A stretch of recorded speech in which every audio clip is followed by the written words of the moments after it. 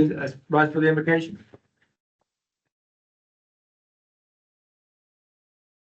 Bow your heads and close your eyes. Dear Heavenly Father, I thank you for this day, and I thank you for everything that you blessed us with, Lord. And I thank you for this wonderful new year that you've given us. God, I pray that you'll please us be with the city of Rome, and that you'll just be with our elected officials, God. And Lord, I pray that you'll please us have your hand of providence and guidance upon our city. I pray that you'll please us, allow us to continue to do those things that please you. And I pray that you'll please us continue to have your hand of grace upon those that are in the city of Rome. And Lord, I pray that you'll please us, allow this to be the best year that this city has seen. In Jesus' name I pray. Amen. For me. Take allegiance to the flag of the United States of America and to the republic which stands one nation under God, indivisible, with liberty and justice for all. Honor the Texas flag. Let allegiance be to Texas, one state, under God, one and indivisible.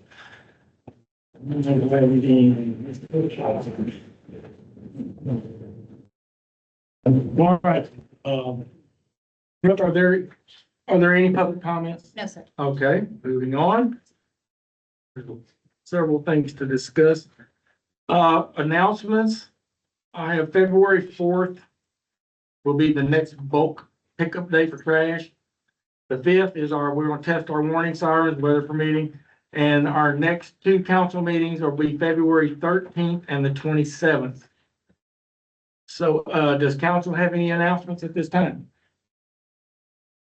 Nothing heard. All right, moving on. I would entertain a motion to accept the consent agenda. Make a motion to accept the consent agenda. Do I have a second? Second. All in favor? Aye.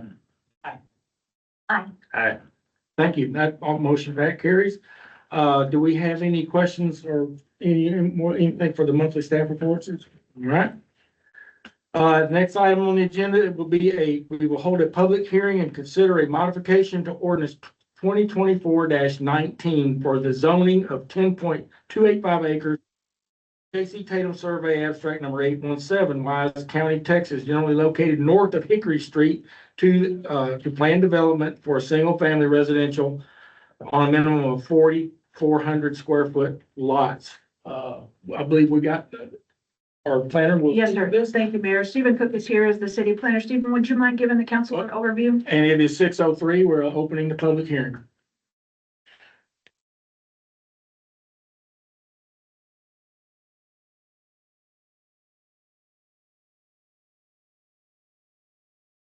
Thank you, Mayor and Council.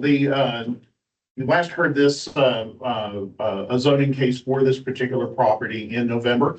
And as we have gone through the process for development and preparing documents for that, we looked at some of the design standards in a particular table in the original zoning ordinance and noticed that some of those were not going to fit with the way that to properly engineer the property and make sure that they were going to fit for the design that the developer was going to move forward with. We wanted to make sure that what you see is what you get, and that's what we've been working with this property for a while. So we want to make sure we got exactly what you need to have for that ordinance to work and for the development to be its best.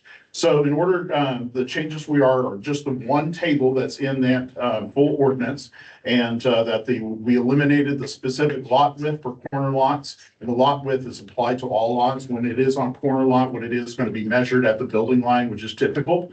And so that is that 40-foot lot width. That is a minimum.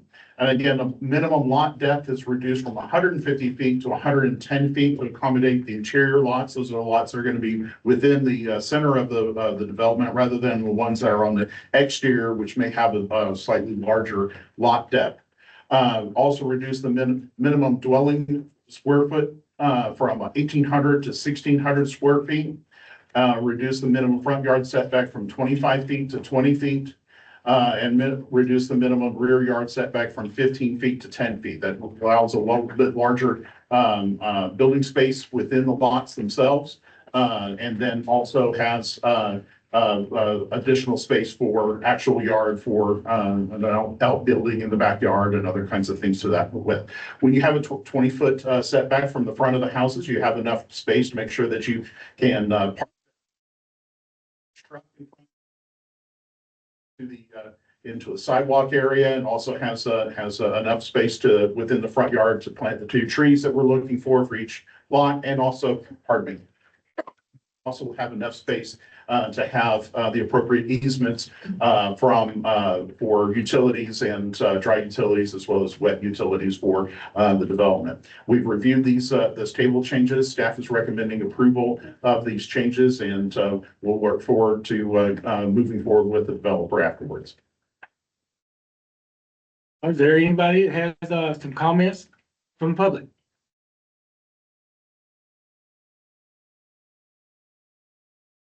Nothing heard. It's 6:06 PM. We will close the public hearing. Mayor, just to add a little more context to the conversation, this was reviewed at our last planning and zoning meeting, and the P and Z Commission unanimously recommended approval to this to council. No action to council. That's right. Yep, that was it. All right, moving on, I'd like to rearrange the agenda somewhat tonight. We have, I'm sorry, Mayor, let me get some clarity from Carbon. Carbon, the way we have this posted for the public hearing, and we do need a vote to consider the modification to the ordinance, do we not?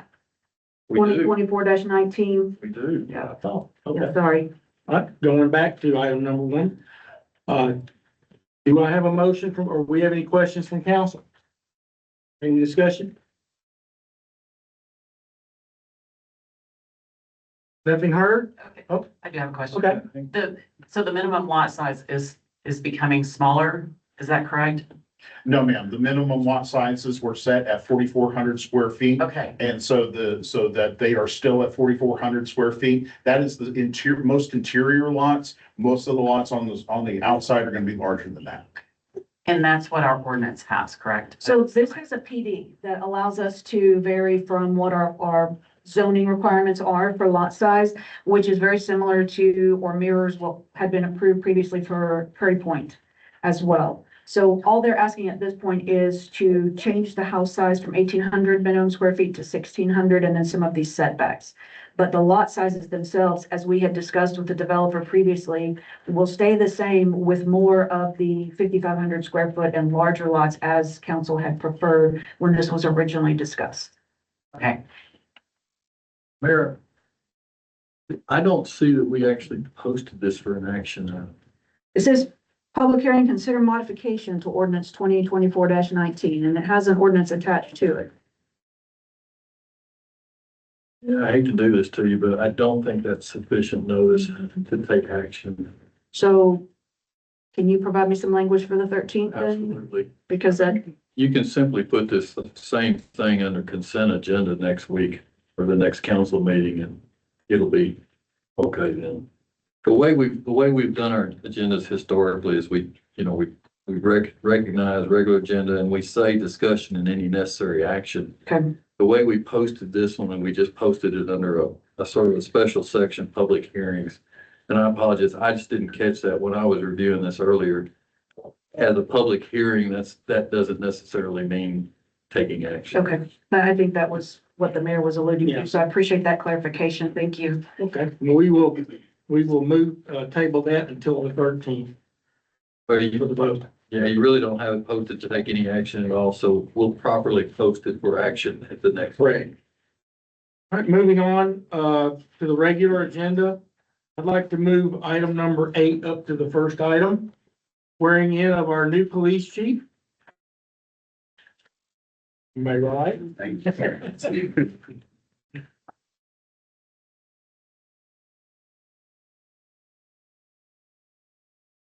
Hold on, where you going? So in keeping with a tradition that was started with our previous chief of police, we do invite the entire staff from the Rhome Police Department to be a part of any badge pinning, swearing in, or otherwise recognition of staff members from the police department. I'm very pleased to see so many of you here this evening, so thank you for hanging out, staying over, and being a part of this as we welcome Chief Boccancelli into our family, and he can continue the work that has been started and keep us on a straight and narrow path. So welcome, Paul. The mayor will do the swearing in, and then we'll take some photos. Name and by the authority of the state of Texas, please repeat after me. I state your name. I, Paul Bacchelli, Do solemnly swear or affirm solemnly swear or affirm that I will faithfully execute the duties that I will faithfully execute the duties of the Chief of Police for the City of Rome, Chief of Police in the City of Rome, State of Texas, State of Texas. and I will to the best of my ability, I will, to the best of my ability, preserve, protect, and defend the Constitution preserve, protect, and defend the Constitution and the laws of the United States and the laws of the United States and of this state, so help me God. and of this state, so help me God.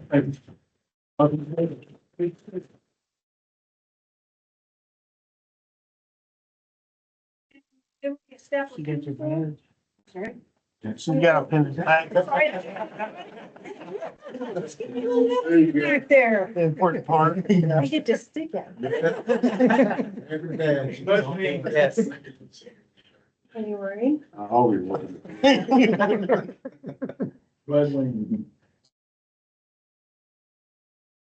Red as his face is, that should tell us something. Start to sweat. Yeah. These are shaking. My confidence. There you go. You know what?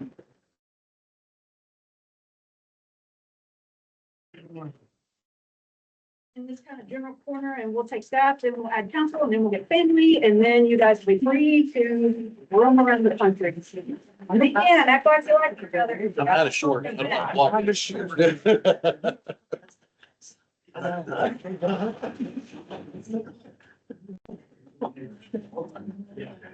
right. Now, Steve, can you step just slightly, that stops. There's a little bit there. Perfect. Thank you. Everybody smile. One more. All right, council, will you join staff, please? Your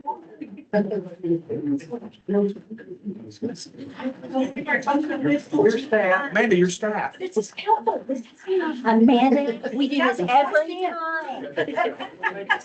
Dealing out, I hope. I know, we'll be back up. You're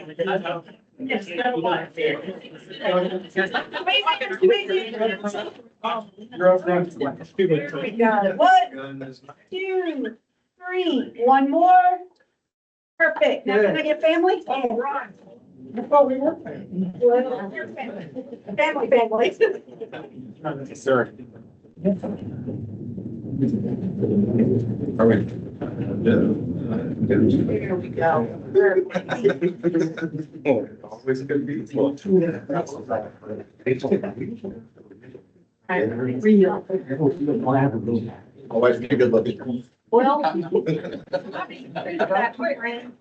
Hold on. Somebody turn off the camera.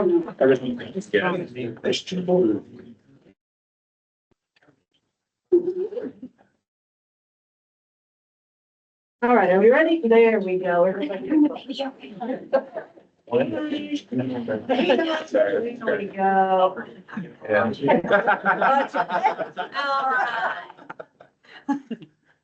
1, 2, 3. 1, 2, 3. Yes. 1, 2, 3. Thank you. Thank you, sir.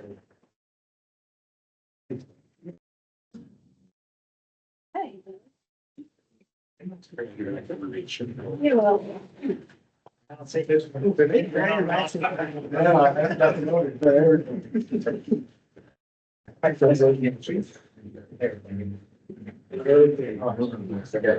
All right. At this time, we're going to move item number 2 to the end of the session. Moving on to item number 3, easement for a 16-inch water line along Highway 287. Amanda, I believe you got that one. Yes, thank you, Mayor. I did place at your table a set of documents. The top one should say 0.544 acres. This is mostly for reference in case you want to see how the sausage is made in the kitchen from the standpoint of acquiring easements and getting waterline negotiations put together on behalf of our community.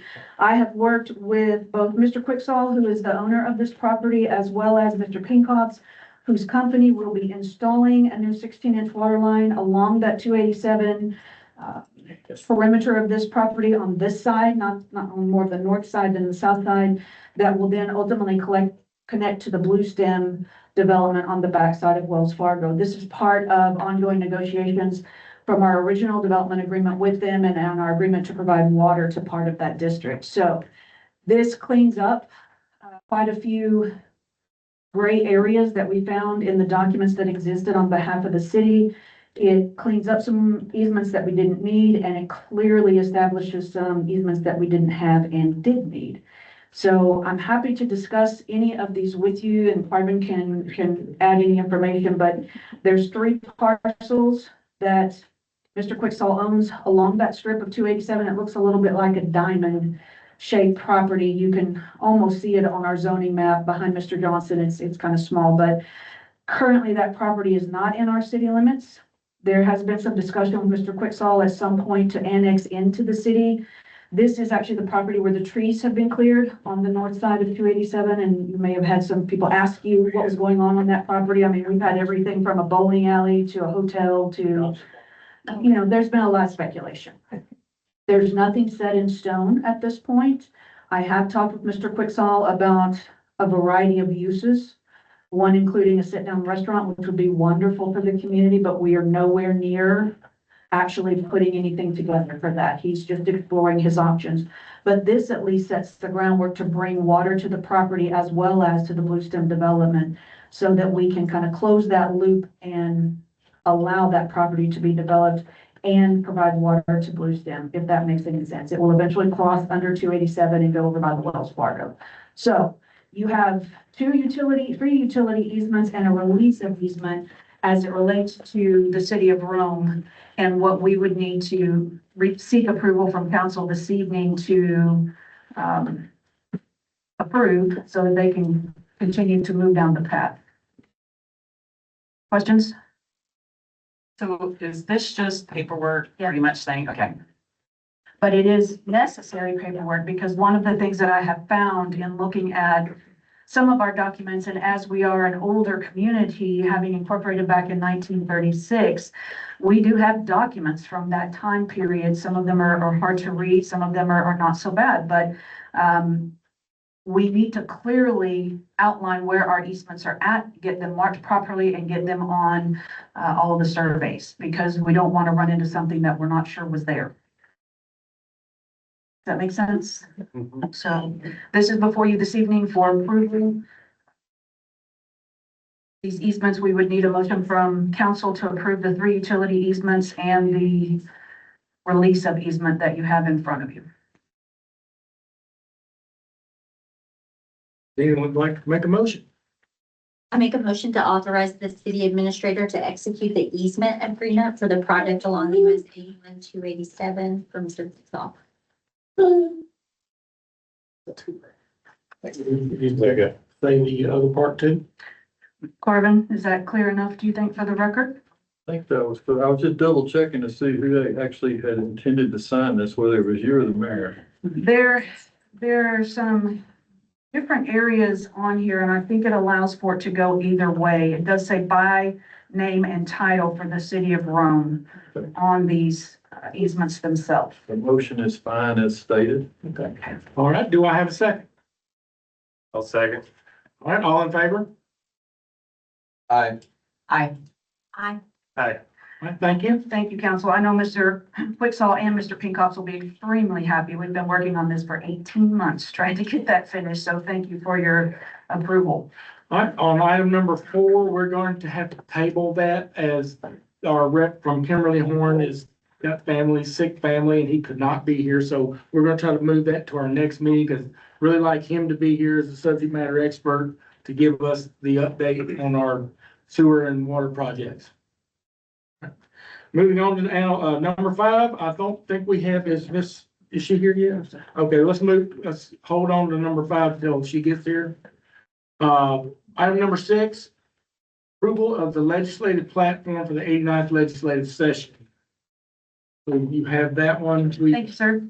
I do have this one. This is an item that was familiar to your agenda. We passed a legislative platform 2 years ago when the 88th legislative session was starting. There are things in this that are very consistent from our last request to them, not a whole lot changes for the city. We do stand firm on things such as maintaining our own independence for local control. Depending upon how you phrase it, it doesn't really matter, but it seems with each legislative session, the legislature gets deeper in the weeds, for lack of a better term, in the day-to-day runnings and annexation and ETJ questions and things as it relates to a municipality. While I do think that their intentions are pure, I do think that there's some concern, at least on my part, that they are not closest to the people we are. And it does always behoove us to maintain as much control as we can at the local level, because you all are the ones who are elected by those individuals and you run into them at the gas station and the grocery store and have to answer the questions. So we maintain a consistency in that particular front, if you will. We also have some information on here about funding for the Texas Water Development Board, especially the Rural Water Assistance Fund. That is consistent with our last platform. Mr. Loftus, who cannot be here this evening, gave me some feedback that it might be more prudent for us to advocate for things such as ease in application, which I 100% agree with him. Applying for these TWDB, these loans, these grants, et cetera, is extremely laborious to get it through and approved. Not just the application itself, but the timeline and the hoops that you have to jump through to get it submitted. It makes it really difficult for a small city to be able to apply. So that is something that we might want to consider in the future. When we talk about the next item, we can certainly bring up this issue again. I'm happy to answer any questions. I don't think anything in here would be a surprise to any of you, and it is consistent with the TML legislative platform, which is where we pull a good portion of this information from. So we would just need direction if you want to approve this, that the mayor and I could use this when we go down for the Wise County Legislative Days in a couple of weeks in Austin. Questions? No questions? Does council wish to approve our using this legislative platform? I make a motion to approve the legislative platform resolution for the 89th legislative session. Second. All right, all in favor? Aye. Aye. Aye. Thank you, guys. Appreciate it. This will come in handy. All right, item number 7, discussion of Wise County Legislative Days. Yes, that's going to be fun. 2, 3, 4 February, Amanda and I are going down to Austin to see where the sausage is made. We've had our regional mayor's meeting last night, and there's going to be representatives from every city in Wise County down there. Mostly, we have several items we're going to try to have passed. Number 1 on our agenda, which we have the support of the state rep, Tam Parker, and our House rep, Mr. Hopper, is to the establishment of the Wise County Regional Water District. And what this will do is allow this district to implement ways to relieve our water problems. You got to start somewhere, and this body will allow us to do that. And we share the cost amongst several to get better funding from the state and federal government through this entity, right? So it's very important that we get this passed, and I believe we will. We had some other platforms we wanted to pass on the shot clock, So the shot clock and the question that the mayor brings up, you know that when documentation is filed with the city and an application is considered complete by staff, we only have a certain period of time from which to have that through P&Z and council. Otherwise, it's considered approved by default. That can be a difficult task for small cities with limited staff who don't have engineers and or city planners that spend the 40 hours a week in the office. So anything that would lengthen that shot clock or exempt us to some extent from some of that would be very beneficial. And that's something that has come up in discussion.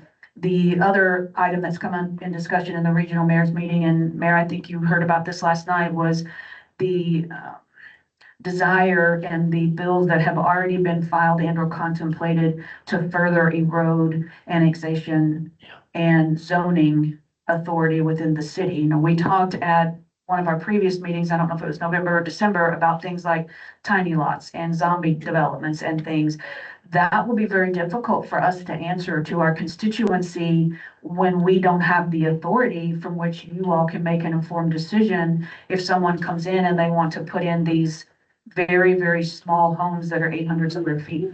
So while I understand there's a need for affordable housing, and absolutely have been a person who all my life have had to avail myself of affordable housing. That's just the way you grow up. You work hard, you buy your home, you lease one, etc. But 800 square feet, they're finding that that square footage is the same cost as a regular home. And if the legislative session is going to further limit, impose restrictions on you from which you can potentially regulate that, we will have some difficult questions to answer to our residents. So that's something else that the mayor was talking with the other folks about last night. All the other mayors have the same issues we do. And the problem is a lot of the issues we have and the things that need to be done, no one of us can do by ourselves. It costs too, like water problems, it costs so much money to get these things done. Other issues we're about to talk about with the city of Justin for animal control. We're trying to we have Andy Hopper on our side and Tan Parker both. So, but we still have to go down there, and there's all the other legislators. We got to get the bill dropped. We got to get it through the House, through the Senate.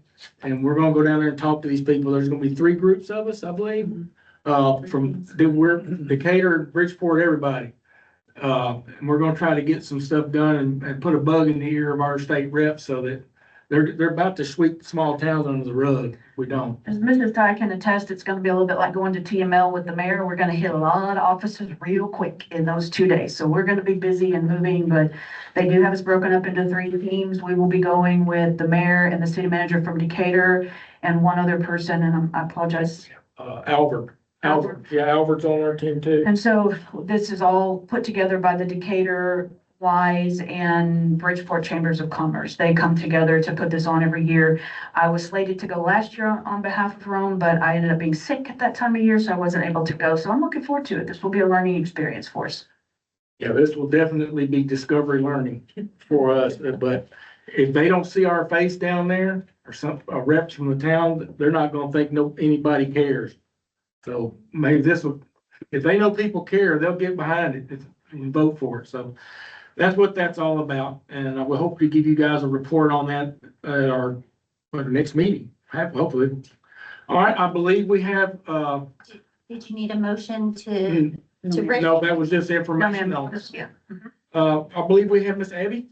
Are you, Justin? Yes. The next item is Regional Animal Control Facility Feasibility Study. And I believe you've got some very good information for everybody. So Abby is the Assistant City Manager in Justin, and she has agreed to break away from the Justin City Council meeting, which is also the same day and time as the one for Rome, and come over and present this for us. So welcome. We are very glad to have you this evening. Thank you so much, Mayor, Council. I appreciate you taking a little bit of time out of your busy agenda this evening to discuss the opportunity for a potential partnership for animal control, like Mayor Crenshaw just mentioned. So yes, my name is Abby Reese. I'm the Assistant City Manager. I have served in Justin going on 8 years next month. So one of the concerns from the community and our council that comes up, it seems every couple of years, is that of animal control. Not a shocker. A lot of smaller cities are trying to combat this issue, and it's increasing with more and more families moving to North Texas. And you know, they treat smaller towns as kind of, oh, it's the country. Let's go dump all of our animals. So our mayor, James Clark, and my city manager, Jared Greenwood, and myself, we're trying to look at this from a more strategic regional approach. What can we do? How can we partner with our neighboring cities, and have other cities done this before? I'm sorry, you can go to the next slide. I don't have a clicker. I don't think you're good. And actually, you can go to the next slide after that. Talked a little bit fast. So yes, we've actually seen some cities do this successfully. I reached out to the city of Weatherford. They've partnered with their county, Parker County, and I've been having good conversations with them. Shout out to the city of Weatherford staff. They've been very forthcoming with who they used for their feasibility study and some things they would have done differently in their partnerships with the county and what to look out for. I've also reached out to city of Cedar Hill. They did a tri-city agreement with Duncanville and DeSoto, which has also been successful. So clearly, trying to do this alone is not as cost effective. It's really difficult when you're contracting out. There's increasing costs for those private companies, right? And the response times just seem to get slower and slower. And so we've kind of put together a potential list of partners, and we've already had really good conversations so far. The town of New Fairview actually approved the MOU that's attached as a backup document in your packet. They approved that at the end of last year. And we've also presented to the City Council of Paradise, and they're very interested as well. So this is very preliminary. I'm just trying to get an idea of who all would even be interested.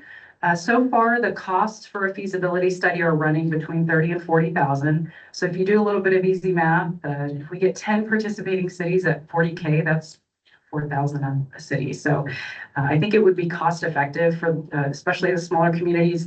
You mentioned water, infrastructure, public safety. There's a lot going on in our smaller towns. And so, yeah, I'm just here, and I know Amanda's looking for a little bit more direction from council to see if you all are interested. I am in no way an animal control expert. I was actually handed off this project just a couple months ago. So I've tried to do my due diligence and trying to get some costs for a feasibility study. And I appreciate any input. Y'all have any questions? Her, Fred? Okay, thank you very much. We appreciate you taking your time. I don't know, maybe somebody will have a question in a minute. Because your mayor came and spoke to the coalition of mayors and brought this idea up, because does anybody have any idea what it costs to run an animal shelter a month? It's like $25,000 or something. It's an astronomical amount of money. But I've heard everybody, and even in my neighborhood, we have this problem with feral animals, stray cats, dogs. And the county doesn't have the manpower and don't have the money to do it.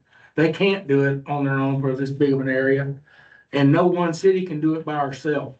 What we'd like to do is, if the council will approve it, to take part in this feasibility study, because we want to make sure it's even doable for an economic standpoint.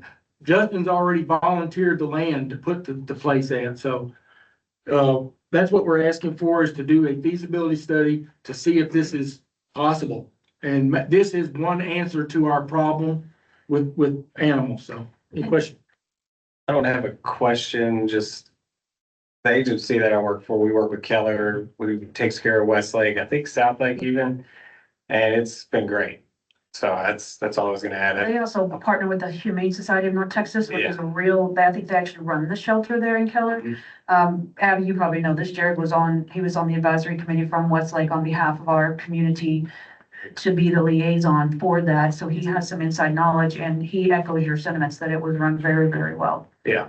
And also, we want to partner with our local animal shelters that are already existing animal rescues. Apollo is one that's very well known in the Justin area. And we want to make sure that, we want to take that burden off of them. They have been in a really tough spot the last couple of years. And so, we want to make sure they're a part of the conversation too, right? It's not just between cities, but, their animal shelters, so the Humane Societies. Have we approached Wise County at all about also having some sort of a chair at the table? One of the council members, Mr. Loftus, who's not available here this evening, has brought up the fact that we already have some access through Wise County, as the mayor says, with the animal control. And I know that I have fielded phone calls from folks who are very frustrated. One about the feral cats that seem to be running. We ourselves tried to catch one. Yeah, we tried to catch one at City Hall.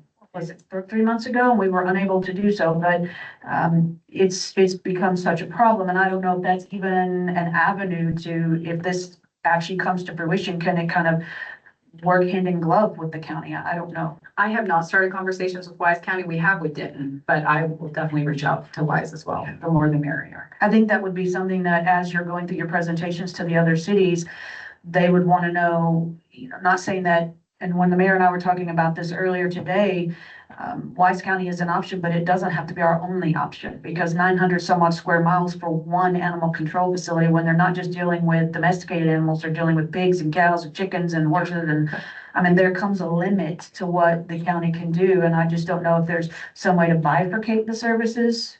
Maybe this one deals with dogs and cats. Maybe the county deals with some of the others for the most part. It just would be something that I'm sure other people would be interested in. Most definitely. And if you look at the map that was on the previous slide, Justin, we are trying to spearhead, this project. We have located some land that we think would be a good spot for a facility. But because of just the sheer geographic span Yes, of ma'am. this, there's going to be additional facilities that will be needed. So, Well, that's what, if we have these animals now and say you go out and you catch one, what do you do with it?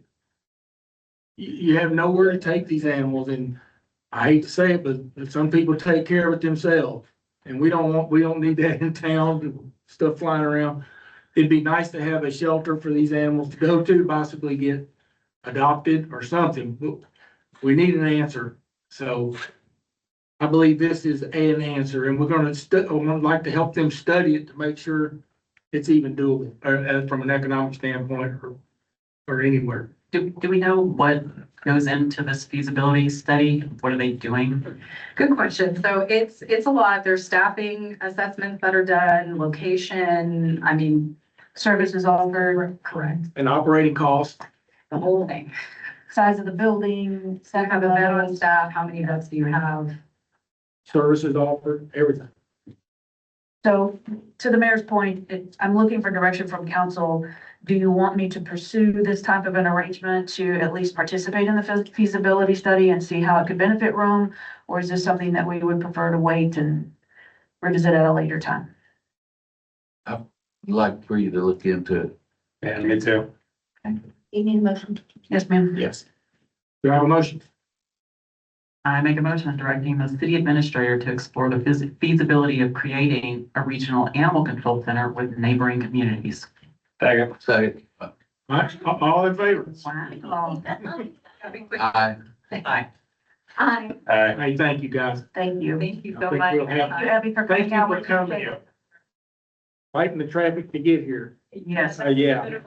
All right, let's go back.